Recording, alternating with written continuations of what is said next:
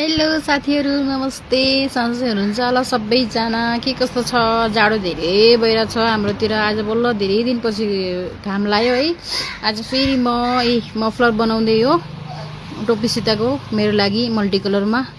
यस्तो छ कलर, एकदमै राम्रो, एकदम तातो हुन्छ। त्यही भएर फेरि बनाउनु पर्यो भनेर यसो खाली बसेको बेला धेरै टाइम त मिल्दैन, फेरि पनि यसो 5-10 मिनट घाम सुक्दाखेरि बनाउनु पर्यो भनेर लागेको हो।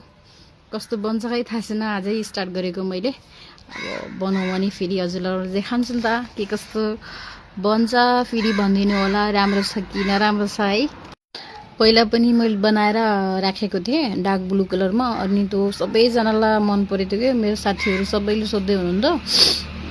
मलाई पनि त्यति टाइम हुँदैन नि त, आफ्नो लागि मात्रै बनाउने हो। अरूको लागि अब थोडा टाइम जस्तै हुन्छ, अरूलाई टाइममै चाहियो है।